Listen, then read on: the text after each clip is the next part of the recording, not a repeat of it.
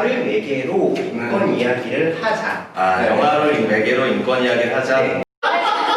다시 해봅시다. 다시.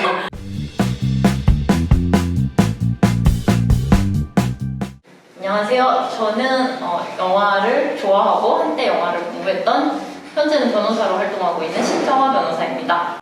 네, 안녕하세요. 저도 예전에 영화를 좋아했고 요즘은 시간이 없어서 영화를 자주 못 보는 전정환 변호사라고 합니다. 예, 안녕하세요. 저는 영화를 좋아하나 어쨌건 박대영 변호사라고 하고요. 저희 셋 다 한국법조인협회 공익인권센터 함께라는 단체에서 활동을 하고 있어서 인권과 관련해서 영화 얘기하자고 이렇게 모인 거고요. 와. 와.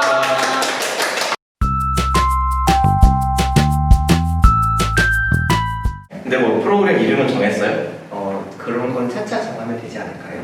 차차 어떻게 정하시게요? 저희가 구독자 이벤트로 공모를 받아서 이 시리즈 제목을 정하고자 합니다. 네, 지금 이 영상을 보시는 많은 분들 댓글로 저희 유튜브 명칭을 정해주시면 저희가 이제 추첨해서 뭘 보내드리면 될까요?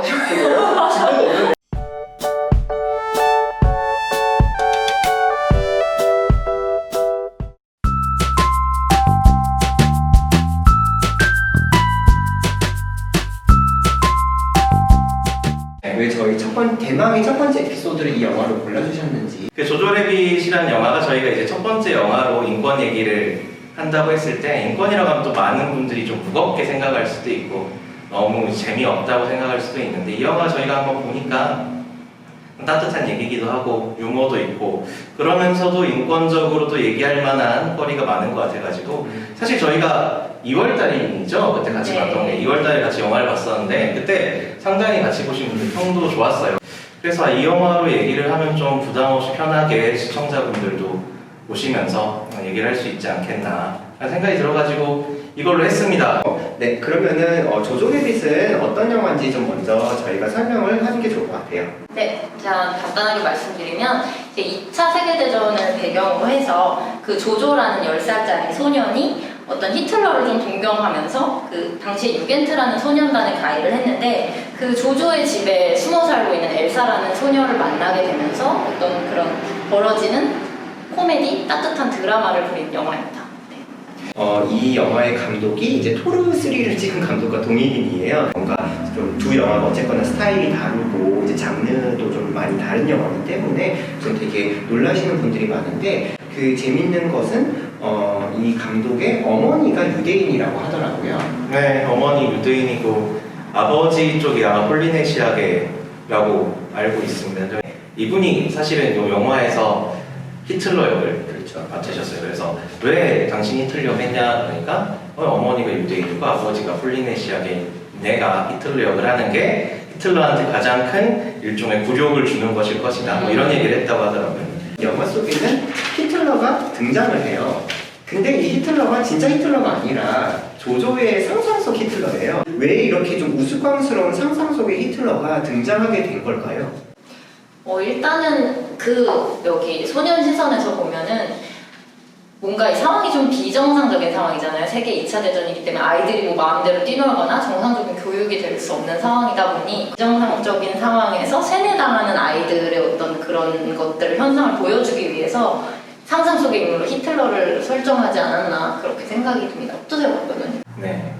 저는 이제 말씀하신 것처럼 세뇌된 부분을 보여주려고 히틀러가 나온 것도 있고, 또 한 측면에서는 진짜로 이 조조라는 친구가 여기 영화에서 보면 되게 외로운 친구거든요. 그래서 자기 이제 친구가 없는데 그런 히틀러라는 사람이 되게 훌륭한 사람이라고 얘기를 들으면서 히틀러를 이제 자기 마음속 친구로 만든 것 같아요. 상상 속 친구로. 그래서 근데 이게 아버지가 없고 하다 보니까 이 상상 속의 히틀러를 뭔가 그런 어떤 내가 닮아야 돼, 내가 어떤 남성적인 것을 배우기 위해서 닮아야 될 롤모델, 그래서 하일 히틀러를 멋있게 하고 뭐 어떤 이걸 강하게 하고 이런 거에 대한 거를 아이가 좀 스스로 셀프 세뇌를 하고 있는 거죠. 근데 이제 히틀러가 마지막에는 또 자살을 한 모습으로 나와서 나오잖아요. 근데 머리에 막 피 철철 흘리면서 조조가 막 거기서 이제 히틀러한테 너 배신자다, 우리를 다 속였다, 이렇게 막 따지는 장면이 나와요. 어떤 심리에서 히틀러한테 그런 식으로 얘기를 했던 걸까요?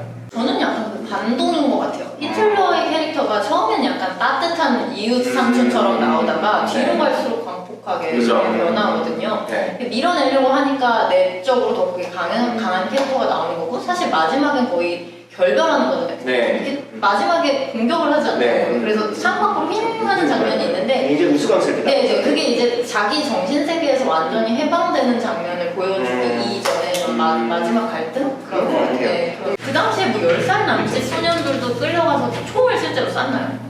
그랬다고 하더라고요. 뭐 그 영화 마지막에 보면 소년들뿐만 아니라 뭐 여성이고 노인이고 막 마지막 전투시고 다 나오고 총 쏘고 있는 거 나오는데 실제로 전쟁 후반에 되면 이 소년단들도 다 총알 맞고 끌려나가서 전쟁에서 많이 목숨을 잃고 이 히틀러 유겐트라는 게 정확히 무슨 단체죠? 1922년에 나치가 이제 세를 휘어나가는 와중에 우리를 지지해줄 청소년 단체가 필요하다라는 생각이 히틀러 유겐트라는 걸 처음 만들었다고 해요. 1930년대 후반 40년대 초반 되면 뭐 거의 모든 독일 청년들이 의무적으로 가입을 해야 되는 단체였다고 합니다. 10살부터 14살까지는 독일 소년단이라는 이름으로 활동을 했고 14살부터 18살까지는 진짜로 히틀러 유겐트라는 이름으로 해서 그걸로 만들어진 부대도 있었고 전쟁에 이제 동원이 됐고 실제로 영화에서 보면 조조가 어떤 일을 하냐면 전단지 붙이거나 고철 수집하거나 뭐 이런 거 하는데 실제로 10살에서 14살 정도 됐던 독일 소년단 친구들이 전쟁 당시에 그런 업무로 이제 징발이 돼서 그런 일을 했었다고 하더라고요. 이 순수한 아이들을 그렇게 전쟁에 이용할 정도로 되게 이게 뭔가 전쟁의 잔인성을 오히려 이야기는 되게 우화적인 면이 있긴 한데 그런 걸 느꼈고 또 막판에 실제로 말씀하신 것처럼 여성 노인 아이들한테 막 무게를 쥐어주면서 나가라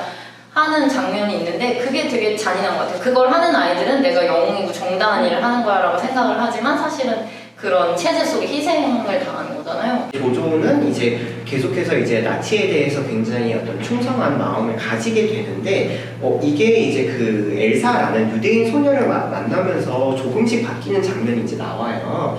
그래서 그거는 이제 어떤 의미가 있을까요?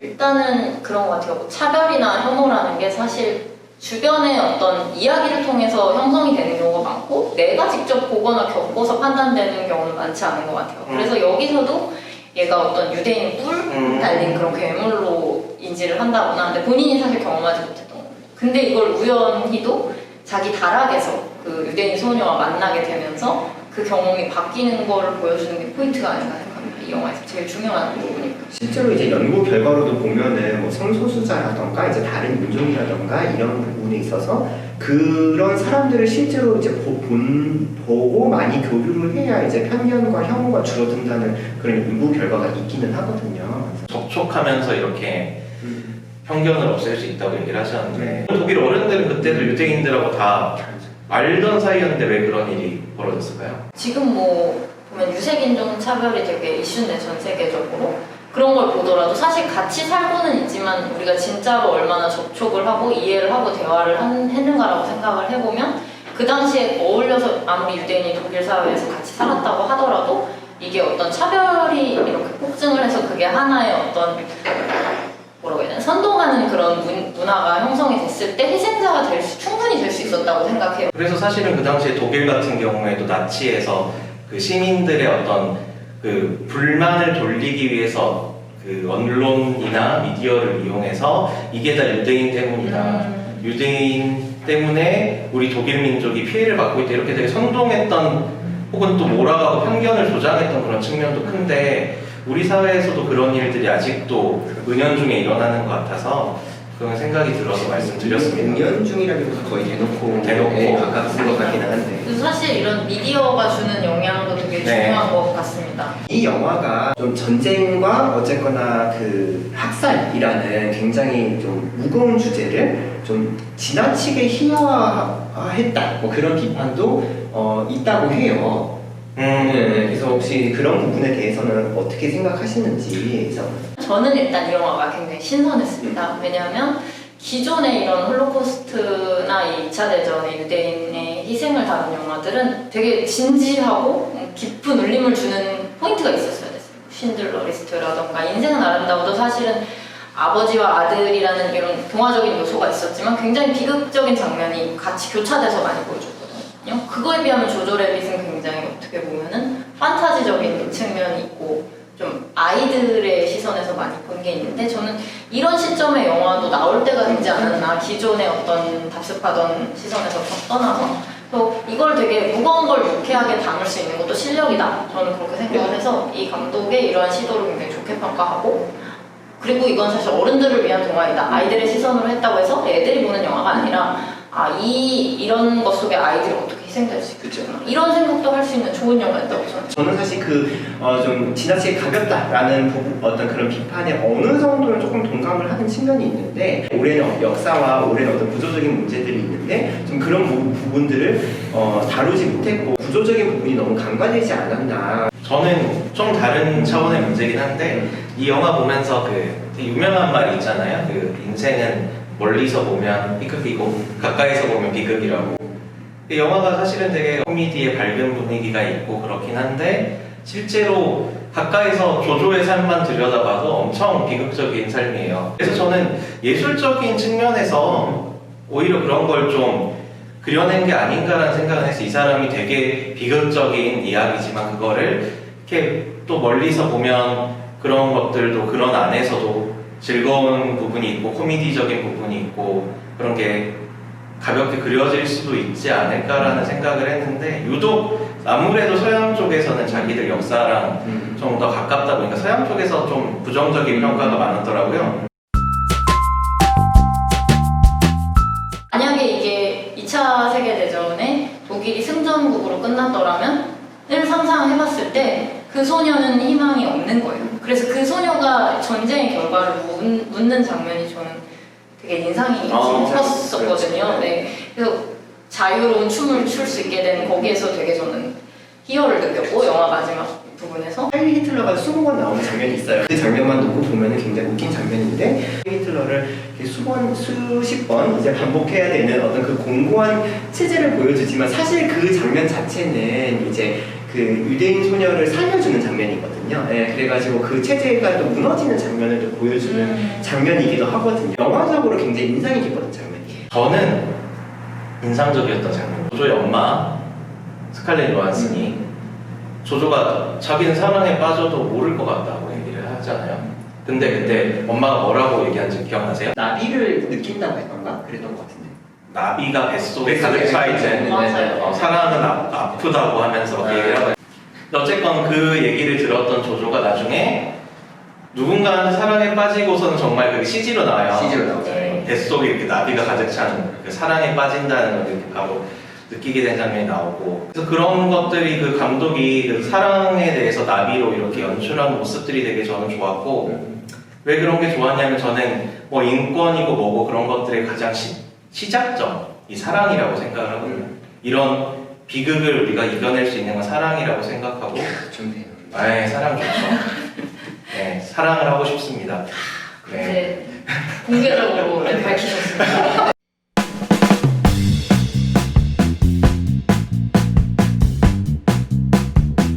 첫 촬영해봤는데 느낌이 어떠셨나요? 보시면 아시겠지만 저희가 매우 인간적으로는 아주 좋은 관계지만 아직 굉장히 친밀한 관계는 아닙니다. 그래서 좀 친해지면 그게 케미가 볼 것 같고요. 아직은 좀 그런 어색함이 있지 않았나, 양해를 부탁드립니다. 네, 사실 저는 센터장님하고 오래 알았는데 지금까지 안 친해진 걸 보면 앞으로도 친해질 일은 없다, 그렇게 생각이 되고요. 이렇게 훈훈하게 마무리를 해주셔서 너무 감사하네요. 네, 훈훈하죠. 그러면 다음 영상 업로드를 기대해 주시기 바라며, 네. 안녕. 안녕. 안녕히 계세요. 안녕히 계세요. 네, 안녕히 계세요.